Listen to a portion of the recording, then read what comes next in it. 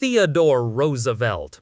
We have this popular image of him, the rugged conservationist, the trust buster, the man who saved American football.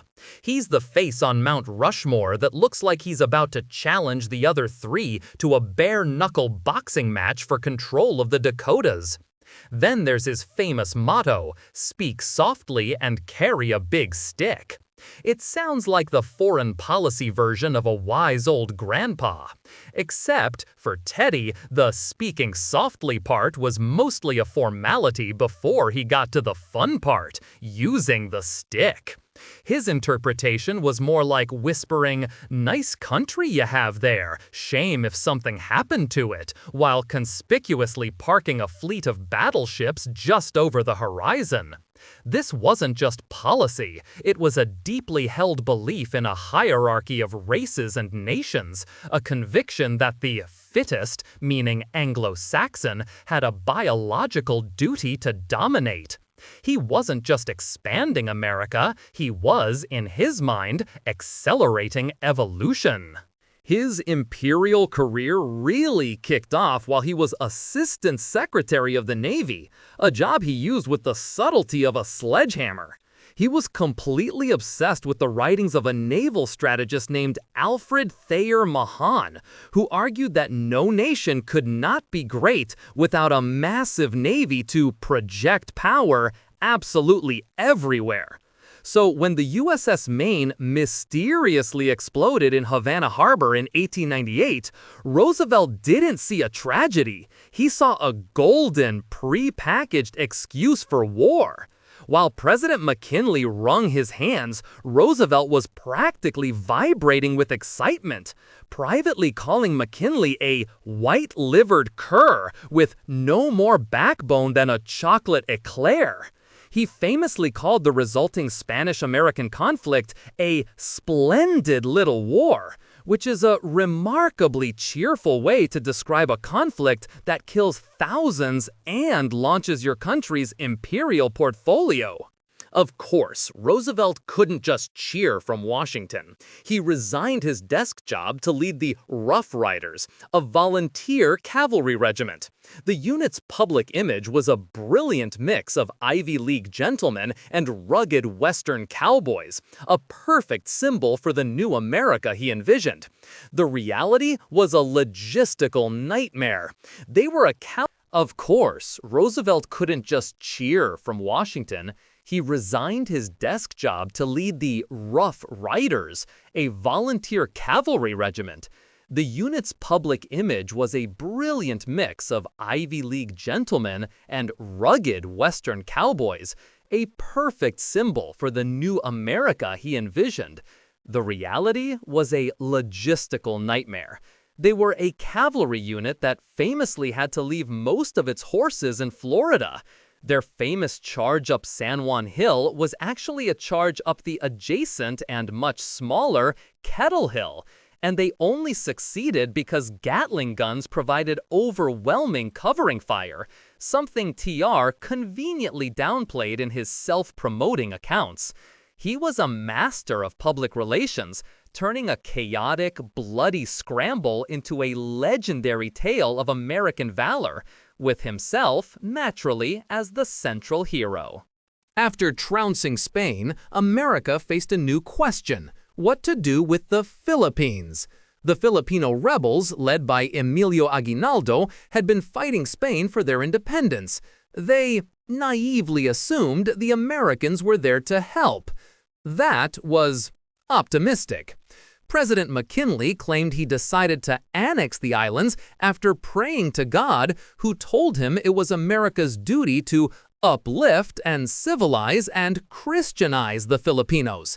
This was surprising news to the Filipinos, a large number of whom were already Catholic. Roosevelt fully supported this, arguing that leaving the Philippines to govern themselves would be a crime against civilization. So began the Philippine-American War, a brutal 3-year conflict to subjugate a people America had just claimed to be liberating. The irony was apparently lost on everyone in power. The conflict in the Philippines was not the splendid little war 2.0.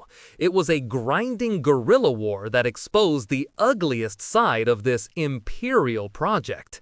American generals ordered their troops to turn entire provinces into a howling wilderness. Some estimates place the Filipino death toll, mostly civilian, at over 200,000. Soldiers wrote home about tactics that sound horrifyingly modern, including the use of the water cure, a form of waterboarding to extract information. This brutality was justified by a thick layer of condescending racism. The future president, William Howard Taft, called the Filipinos our little brown brothers, a phrase that perfectly captures the blend of paternalism and contempt. For Roosevelt and the imperialists, these people weren't being conquered, they were being disciplined for their own good, like unruly children. With the Pacific secured, Roosevelt turned his attention to a pet project, a canal through Central America. The ideal spot was Panama, which was then a province of Colombia. So the U.S. offered Colombia a deal, $10 million for a canal zone. Colombia, in a shocking display of national sovereignty, thought the offer was too low and said no. Roosevelt was personally offended. He called the Colombians inefficient bandits and blackmailers. If they wouldn't play ball, he would just find new players. Conveniently, a small group of Panamanian separatists were plotting a revolution. Roosevelt's administration let it be known that if a revolution happened, the U.S. Navy might just be in the area and might just prevent Colombian troops from landing to stop it. It was the geopolitical equivalent of saying, "I'm not telling you to start a fight, but I'll hold his coat if you do." On November 3, 1903, the Revolution began. It was less of a war and more of a declaration followed by a party. The Colombian troops were blocked by the USS Nashville, just as planned. The new nation of Panama was born, and the United States recognized it with suspicious speed. The new Panamanian government, represented by a Frenchman from the old failed canal company, promptly signed a treaty giving the U.S. everything it wanted and more. The deal was actually worse for Panama than the one Colombia had rejected. Roosevelt never bothered to hide his role in this. Years later, he would openly brag, "I took the isthmus, started the canal, and then left Congress not to debate the canal, but to debate me." It was a stunning admission of pure, unapologetic power politics. He didn't just build a canal, he conjured a country out of thin air to do it. Roosevelt wasn't done reshaping the neighborhood. He updated the Monroe Doctrine, which had warned Europe to stay out of the Americas, for the modern age.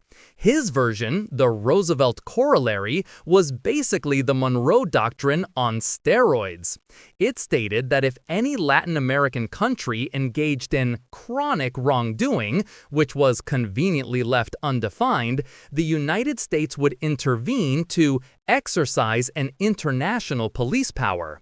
The first test case was the Dominican Republic, which owed a lot of money to European banks.